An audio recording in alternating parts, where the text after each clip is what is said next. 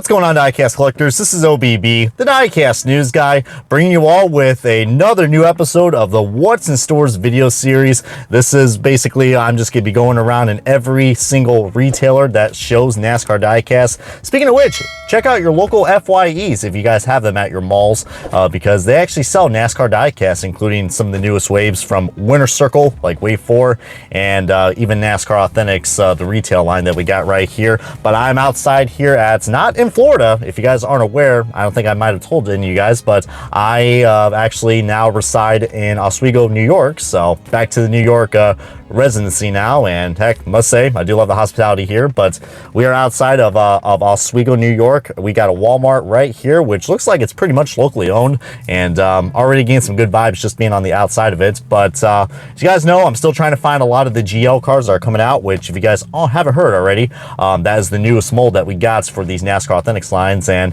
there have been a lot of mixed feelings about it. And if you guys haven't seen my newest What's in Stores video from this previous one, go ahead and check it out, because I was able to find a lot of cool cars from Wave 9. But you know what? I'm gonna go ahead and zip my lips and shut it right now, because we're gonna go ahead and hop out of this car and go inside, do some grocery shopping, and more importantly, get started for another new episode of What's in Stores.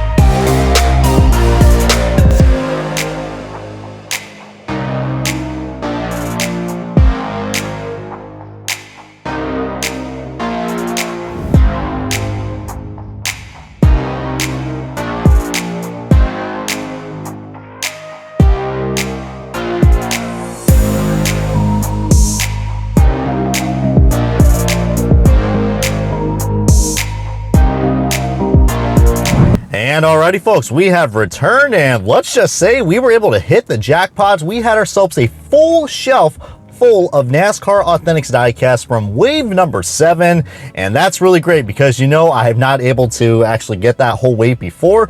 We were able to find all the cars except for one, and if you guys can guess down below in the comments, then you guys know your diecast stuff. But since we're in the state of New York, they no longer, well, I've actually been in New York before. They don't have plastic bags. So we got ourselves a nice little Spectrum bag. So don't worry, I'm not trying to present them in any way, shape, or form, but that is my internet provider. So shout out to Spectrum for hooking me up with the nice bag. But we were able to find some new cars, and I guess we might go and get things started of what cars I picked up. So the first one up, this one's gonna be pretty cool for anybody out there who's a big fan of watermelon and orange lovers out there. We got ourselves yet another Ross Chastain card. I know the orange is coming off a lot more brighter and darker than usual, but gotta love the HDR settings that we got on this phone. But yeah, really nice. We got the Kubota scheme back with Ross Chastain. And what's really cool about this car is that not only he drove like a lot of different versions of this car, not talking about the one that he drove later on this season. It's kind of very similar to the Day of the Dead scheme with Ross Chastain, but this is the one that he actually drove for 3 races, including the one that he was able to win at the Kansas playoff race. So anybody out there who's excited about a Ross Chastain car, this one I recommend picking up because it's such a bright, vibrant scheme. And for all you Kubota fans out there, as I see, I kind of had a hard time trying to put my words together on this because, heck, I love bright, beautiful cars, and this one is really nice. And just like we predicted, if you guys can't really see on the bottom, but this is actually a GL mold, so really cool. And judging by the looks of it, the quality of this thing looks a lot better than what we've had on the Wave 9 cars, because I've noticed an issue with these NASCAR Authentics cars with the GL mold, as it's about to rain, so hopefully, don't mean to rain on the parade right now, but but there used to be like, I don't know, like a lot of decal wrinkling that would happen on these GL cars, but so far I haven't seen anything, and turns out I really do love this mold a lot. And on the back, you guys probably saw that when we got into the inside stores. And let me know if you guys are actually liking the music choice. I'm trying to mix it up for you guys, and maybe I could try to create short form content of this, but still trying to find a way to work things out because I know that's what a lot of people like to do now. But continue on to another cool diecast. This one's actually one of the first exclusives that we got in this wave, and it's that Jones boy, Eric Jones's 2024 Advent Health Toyota Camry for Legacy Motor Club. And this one's really nice. You got the iconic number 43, which is now owned by Jimmy Johnson. Don't really think it's Richard Petty anymore. But the Advent Healthcare car, really cool. I failed to pick up his well, not his Dollar Tree, but his Family Dollar car, but you could probably consider a Dollar Tree car right now. But I was really excited that we got this car because it was originally canceled in the 164 ARC Gold Series scale diecast. You guys should be familiar with that, especially with my promo code that you can use down below and get free shipping at Spoiler Diecast. Great people, by the way, especially with all the tariffs that are going on now. I'm sure trying to collect NASCAR diecast is really hard now, especially with Line now not really offering that much pre-order. But yeah, hopefully this car is going to get you guys in some good health. I don't really see too much Advent Healthcare centers. I think they're mostly based in Florida, but still cool that they're representing the brand right here with the NASCAR Authentics line. I love the Toyota Camrys. They are starting to grow on to me. I mean, I know I sound like an old head and I prefer the more aggressive look, but you know, these Toyota Camry cars do look nice, even though I think it looks like we'd still get that small decal issue with those headlights. But that's what the point of the reviews. We'll get onto a nice little in-closer view of that. But I think it's supposed to be based off his Daytona 500 car. So if you guys love collecting Daytona 500 cars, that's probably a cool one to get. All right, coming up to the next one right here. I'm sure a lot of you fans are gonna love this, especially if you guys love your Bass Pro fish ship, your fishing. But I kind of gave it away right there. But here is Noah Grayson's number 10 Bass Pro Shops Ranger boats or Tracker ATVs Ford Mustang for the now defunded Stewart Haas Racing. Well, they're still around, but not the Stewart part.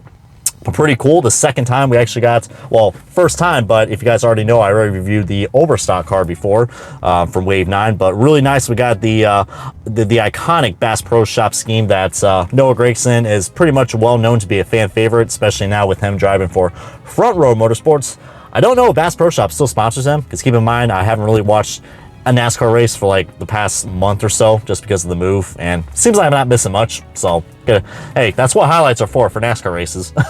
But as always, we do get off topic with these videos. That's just type of my personality. So if you guys think it's not your cup of tea, well, heck, that's the choices of what a subscribe button is. So if you're entertained, subscribe today, guys, because we got ourselves a lot of cool energy to unfill, including this bad boy right here. Love the Dark Horse Ford Mustang for for this car. And yeah, the Ford Mustangs, I think, in my opinion, are the best for the GL mold because haven't had any decal issues just yet when it comes to the front ends. But I think that's supposed to be based off his Bristol car, if I'm not mistaken, because we've had some other variations of that Bass Pro Shops car before.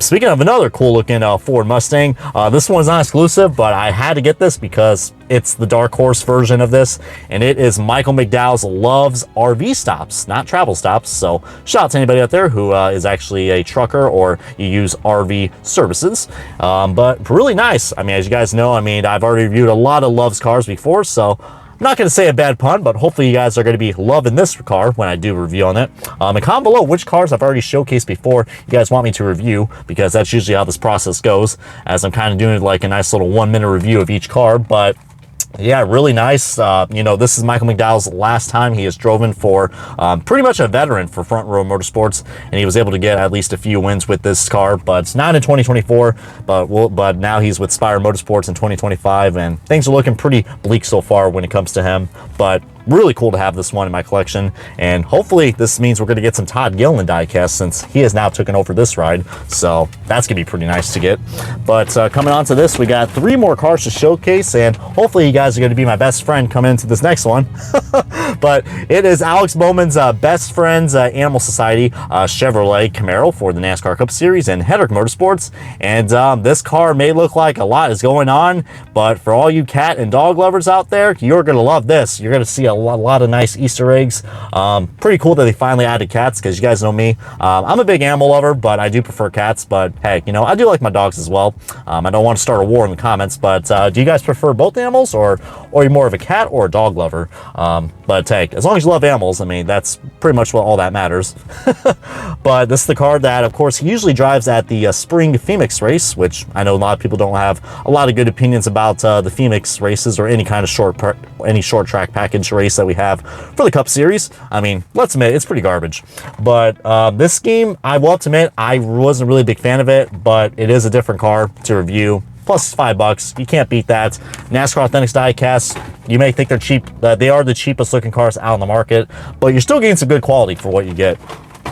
Coming on to this, we got ourselves the final 2 cars, which are actually exclusive to the NASCAR Authentics line. So just like the Eric Jones car, this next one I'm about to show you is going to be a little controversial, because there's actually 2 different drivers who drove this car, and maybe you guys will actually gain something out of this. But it is Corey LaJoie, but you can also say it's Justin Allgaier, but Corey LaJoie's 2024 Gainbridge Chevrolet Camaro for the NASCAR Cup Series and Spire Motorsports. This is probably the last time we are going to ever have a Corey LaJoie diecast, because if you guys aren't aware, after the Bristol race, the Bristol night race last fall, they kind of did like a trade. They kind of like, you know, you do with the NFL. I don't want to compare it to like that, but that's the direction NASCAR's been going in the last few years, or a good decade. But Spire Motorsports and Rick Racing made a trade. They took Justin Haley.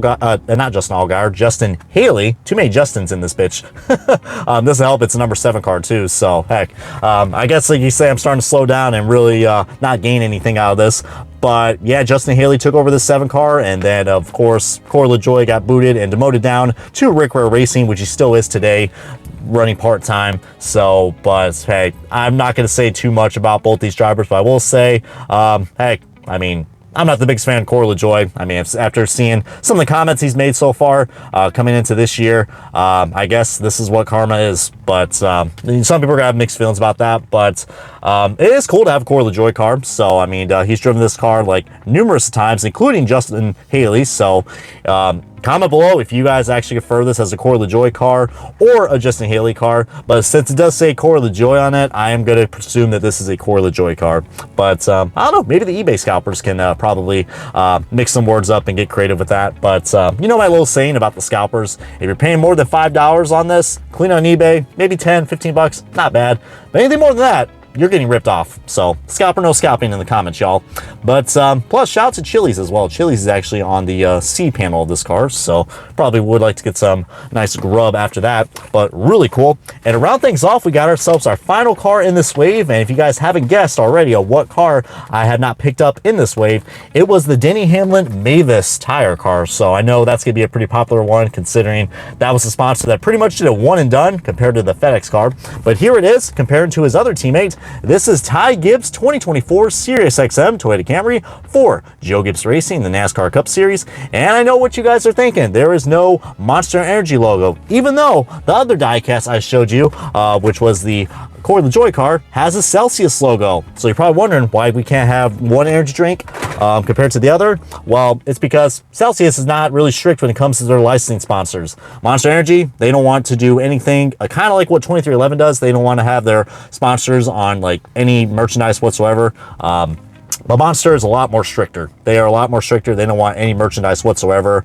I don't know what the case is for that. I mean, I know they sponsor other series before, but due to that, a lot of people were expecting we were not going to get a Ty Gibbs car. But luckily, he drove this car at one of the Bristol races, either the spring or the night race, if I'm not mistaken. But really cool. Again, this is going to be on a Toyota Camry, so it's going to have those small decals, but it looks like it's a lot more cleaned up. And this is a unique car. This was actually offered before, and it was originally canceled as well. Same thing with the Cora Joy car and the Eric Jones car. That's why I really love the NASCAR Authentics cars, because we can pretty much save these cars. They will get basically uncanceled. They are brought back from the dead because it didn't reach the minimum order quantity, which is 2,500. Seems like a lot, but it actually is pretty low. But in today's day and age, especially with how these diecasts are going up, like they're almost like $12 now. God, I remember the days when these things were like $7, but hey, somehow they still keep these things low for $5. That's why I love collecting them. Problem is the distribution. So I know I'm going to get comments below saying, oh, you're lucky, I got this car.